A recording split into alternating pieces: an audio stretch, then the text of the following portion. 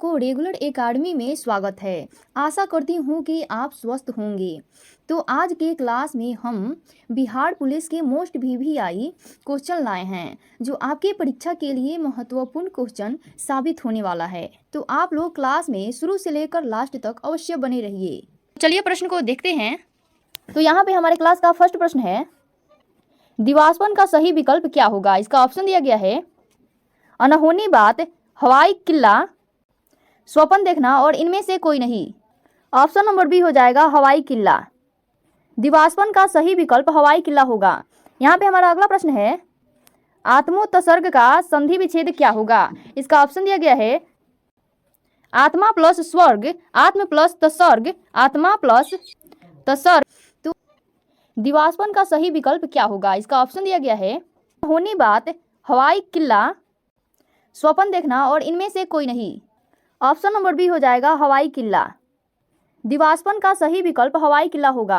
यहाँ पे हमारा अगला प्रश्न है, आत्मोत्सर्ग का संधि विच्छेद क्या होगा। इसका ऑप्शन दिया गया है आत्मा प्लस स्वर्ग, आत्म प्लस तसर्ग, आत्मा प्लस तसर्ग और आत्म प्लस उत्सर्ग। इसका सही जो आंसर होगा ऑप्शन नंबर डी हो जाएगा आत्म प्लस उत्सर्ग। तो चलिए अगले प्रश्न की ओर चलते हैं। यहाँ पे हमारा अगला प्रश्न दिया गया है, हमें बताना है कि आदृत का अर्थ क्या होगा। इसका ऑप्शन दिया गया है सम्मानित, बड़ा, पदासीन और अवल में बीती। इसका सही जो आंसर होगा ऑप्शन नंबर ए हो जाएगा सम्मानित, जो कि आदृत शब्द का अर्थ है। यहाँ पे हमारा अगला प्रश्न है, आधृत का अर्थ क्या होगा। इसका ऑप्शन दिया गया है प्रस्थ, निश्चित, अड़ियल और आधारित। इसका सही जो आंसर होगा ऑप्शन नंबर डी हो जाएगा आधारित। आधृत का अर्थ आधारित होगा। यहाँ पे हमारा अगला प्रश्न है, भावोद्दीपक का अर्थ क्या होगा। इसका ऑप्शन दिया गया है पवित्र, प्रेरक, संकीर्ण और मन को उत्तेजित करने वाला। इसका सही आंसर ऑप्शन नंबर डी हो जाएगा मन को उत्तेजित करने वाला। तो चलिए नेक्स्ट प्रश्न की ओर चलते हैं। तो यहाँ पे हमारा अगला प्रश्न है, कृष्ण ने गाना गाया वाक्यों में कौन सा कारक होगा। इसका ऑप्शन दिया गया है कर्म कारक, संबोधन कारक, संप्रदान कारक और कर्ता कारक। इसका सही जो आंसर होगा वो ऑप्शन नंबर डी हो जाएगा कर्ता कारक। कृष्ण ने गाना गाया इस वाक्य में कर्ता कारक होगा। आप लोग याद रखिएगा कारक जो होता है वो 8 प्रकार के होता है। और यहाँ पे हमारा प्रश्न है, बगले झांकना मुहावरा का अर्थ क्या होगा। इसका ऑप्शन दिया गया है इधर उधर की बातें करना, व्यर्थ में समय नष्ट करना, उत्तर न दे सकना और इनमें से कोई नहीं। इसका सही जो आंसर होगा वो ऑप्शन नंबर सी हो जाएगा उत्तर न दे सकना। बगले झांकना मुहावरा का अर्थ उत्तर न दे सकना होगा। तो चलिए अगले प्रश्न की ओर चलते हैं। यहाँ पे हमारा अगला प्रश्न है, मिट्टी पलीद होना मुहावरे का सही अर्थ क्या होगा। इसका ऑप्शन दिया गया है घोड़ों के दौड़ने से खेत की मिट्टी खराब होना, मिट्टी में खाद देना, हालत या इज्जत खराब होना, धन बर्बाद होना। इसका सही जो आंसर होगा वो ऑप्शन नंबर सी हो जाएगा हालत या इज्जत खराब होना। मिट्टी पलीद होना मुहावरे का सही अर्थ हालत या इज्जत खराब होना होगा। तो चलिए अगले प्रश्न की ओर चलते हैं। उससे पहले मैं एक बात आप लोगों को बता दूं कि बिहार पुलिस कांस्टेबल भर्ती परीक्षा का संभावित तिथि देखा जाए तो जून से हो सकता है, क्योंकि इधर चुनाव ही चल रहा है। चुनाव समाप्त होते ही कोई ऑफिशियल नोटिस जारी हो सकता है। बिहार सरकार के द्वारा जैसे ही नोटिस जारी किया जाएगा तो सबसे पहले जानकारी आपको दिया जाएगा। इसलिए आप लोग वीडियो को लाइक और चैनल को सब्सक्राइब करना ना भूलें। तो चलिए अगले प्रश्न की ओर चलते हैं। यहाँ पे हमारा अगला प्रश्न है, विश्वास सबसे बड़ी चीज है, यह निम्नलिखित में किस कहावत का अर्थ है। इसका ऑप्शन दिया गया है यहाँ पे अंधेरे नगरी चौपट राजा, आंख के अंधे गांठ के पूरे, मानो तो देव नहीं तो पत्थर और आम के आम गुठली के दाम। इसका सही जो आंसर होगा वो ऑप्शन नंबर सी हो जाएगा मानो तो देव नहीं तो पत्थर। यह कहावत अपने गांवों में जरूर सुने होंगे। विश्वास सबसे बड़ी चीज है, मानो तो देव नहीं तो पत्थर कहावत का अर्थ है। यहाँ पे हमारा अगला प्रश्न है, दांत काटी रोटी का अर्थ क्या होगा। इसका ऑप्शन दिया गया है क्रोध होना, घनिष्ठ मित्रता, चकित होना और संकट में होना। इसका सही जो आंसर होगा वो ऑप्शन नंबर बी हो जाएगा घनिष्ठ मित्रता। दांत काटी रोटी का जो अर्थ होगा वो घनिष्ठ मित्रता होगा। तो चलिए अगले प्रश्न की ओर चलते हैं। और ये रहा हमारा अगला प्रश्न है, पानी पानी होना मुहावरे का सही अर्थ क्या होगा। इसका ऑप्शन दिया गया है लज्जित होना, भीग जाना, डूब जाना और सुखी होना। इसका सही जो आंसर होगा वो ऑप्शन नंबर ए हो जाएगा, लज्जित होना, जो कि पानी पानी होना मुहावरे का सही अर्थ है। और यहाँ पे हमारा अगला प्रश्न है, अपनी भक्तिपरक संगीतमय रचना के कारण सूरदास कवि हैं। इसका ऑप्शन है श्रेष्ठतम,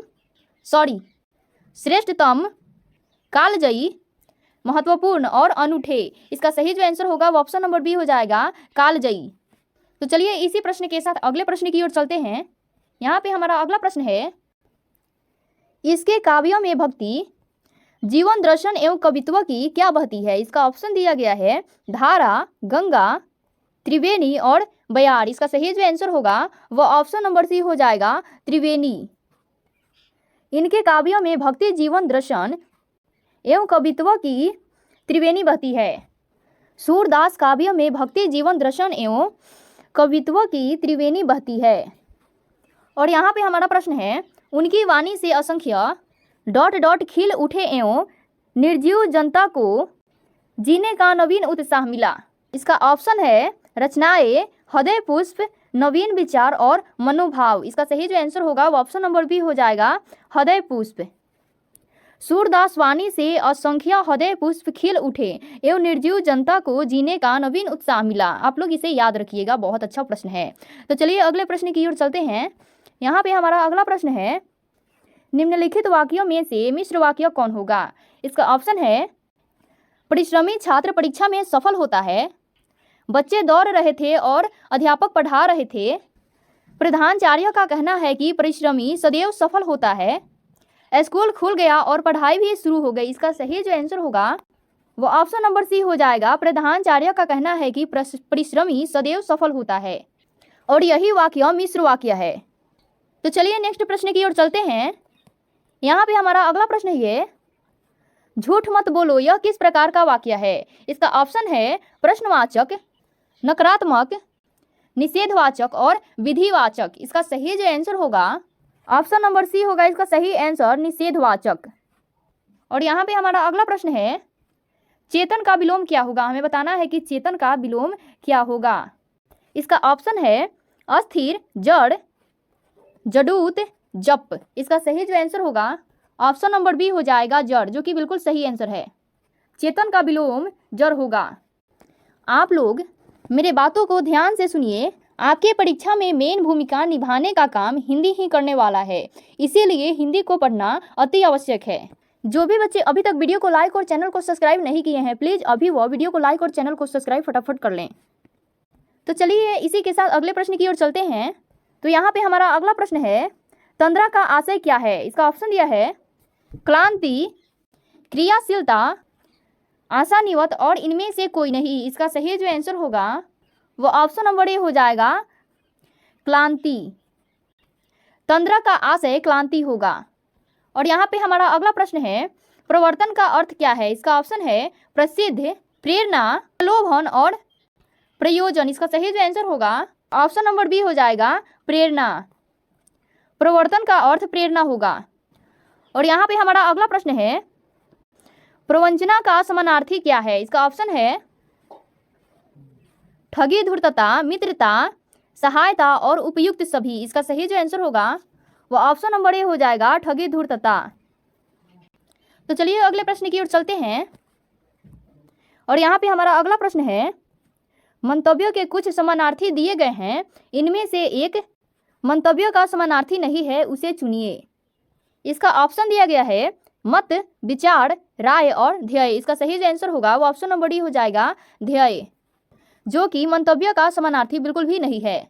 और यहाँ पे हमारा अगला प्रश्न है, समर्पित शब्द में कौन सा प्रत्यय होगा। हमें बताना है कि जो ये शब्द है समर्पित, इसका प्रत्यय कौन सा होगा। इसका ऑप्शन दिया गया है त, पित, इत और इत। इसका सही जो आंसर होगा ऑप्शन नंबर डी हो जाएगा, इत। समर्पित शब्द में इत प्रत्यय होगा। तो चलिए अगले प्रश्न की ओर चलते हैं। यहाँ पे हमारा अगला प्रश्न है, तितली निम्न में से किसकी कृति है।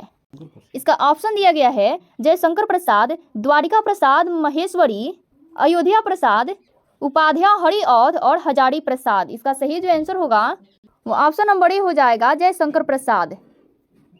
तितली जयशंकर प्रसाद की कृति है। इसके अतिरिक्त जयशंकर प्रसाद द्वारा रचित उपन्यास कंकाल इरावती आदि है। और देखिए यहाँ पे हमारा अगला प्रश्न है, काहे को बयाहे परदेश सुन बाबुल मोड़े निम्न में से किसकी पंक्तियां है। इसका ऑप्शन दिया गया है विजय सेन, मधुकर, अमीर खुसरो और चंद बरदाई। इसका सही जो आंसर होगा ऑप्शन नंबर सी हो जाएगा, अमीर खुसरो। यही इसका सही आंसर है। चलिए अगले प्रश्न की ओर चलते हैं। प्यासा शब्द से कौन भाववाचक संख्या बनती है। इसका ऑप्शन है आस, प्यास, प्यास और प्यार। इसका सही जो आंसर होगा ऑप्शन नंबर सी हो जाएगा, प्यास। प्यासा शब्द से प्यास भाववाचक संख्या बनती है, जिसे हम छू नहीं सकते, महसूस केवल कर सकते हैं। आप लोग इन सारे प्रश्नों का अध्ययन जरूर करिएगा। ये सारे प्रश्न केवल बिहार पुलिस के लिए नहीं है, आप किसी भी परीक्षा के लिए इस प्रश्न का अध्ययन कर सकते हैं। सभी प्रश्न हर परीक्षा के लिए महत्वपूर्ण साबित होगा, इसलिए आप लोग एक प्रश्न को भी मत छोड़िएगा। तो चलिए देखते हैं, यहाँ पे हमारा अगला प्रश्न है। तो प्रश्न है यहाँ पे, ठाकुर शब्द का स्त्रीलिंग क्या होगा। हमें बताना है कि जो ये ठाकुर शब्द है इसका स्त्रीलिंग रूप क्या होगा। इसका ऑप्शन दिया गया है ठाकुरत्वा, ठाकुरी, ठाकुराइन और इनमें से कोई नहीं। इसका सही जो आंसर होगा वो ऑप्शन नंबर सी हो जाएगा, ठाकुराइन, जो कि ठाकुर शब्द का स्त्रीलिंग रूप है। ये जो 30 नंबर प्रश्न है इसे पिछले कई क्लासों में रिवीजन कर चुके हैं, क्योंकि ये बहुत ज़्यादा महत्वपूर्ण प्रश्न है। तो चलिए अगले प्रश्न की ओर चलते हैं। यहाँ पे हमारा अगला प्रश्न है, खिलाड़ी शब्द का बहुवचन क्या होगा। हमें बताना है कि जो ये खिलाड़ी शब्द है इसका बहुवचन रूप क्या होगा। इसका ऑप्शन है यहाँ पे खिलाड़िन, खिलाड़ी, खिलाड़िया और इनमें से कोई नहीं। इसका सही जो आंसर होगा वो ऑप्शन नंबर बी हो जाएगा, खिलाड़ी, जो कि खिलाड़ी शब्द का बहुवचन रूप होगा। आप लोग सोच रहे होंगे कि ये प्रश्न का आंसर गलत है, लेकिन ये गलत नहीं है, क्योंकि खिलाड़ी शब्द का बहुवचन करने पर इसमें कोई परिवर्तन नहीं होता है, इसका बहुवचन खिलाड़ी ही होता है। तो देखिए यहाँ पे हमारा अगला प्रश्न है, निम्न में से कौन सा विकल्प संबोधन कारक के अंतर्गत आता है। इसका ऑप्शन है अरे तुम ऐसा क्यों करते हो, सबके लिए मिठाई लेकर आओ, राखी पर बाजार सजे हुए हैं और कमरे में ताला लगा है। इसका सही जो आंसर होगा वो ऑप्शन नंबर ए हो जाएगा, अरे तुम ऐसा क्यों करते हो। विकल्प ए संबोधन कारक के अंतर्गत आता है। संबोधन कारक में अरे विभक्ति का प्रयोग किया जाता है। तो आज की क्लास में इतना ही, फिर मिलते हैं अगले क्लास में बिहार पुलिस के टॉप क्वेश्चनों के साथ। तो आपकी परीक्षा के लिए इंपॉर्टेंट प्रश्न साबित होगा। आप लोग अपने तैयारी में जी जान से लगे रहिए। जय हिंद।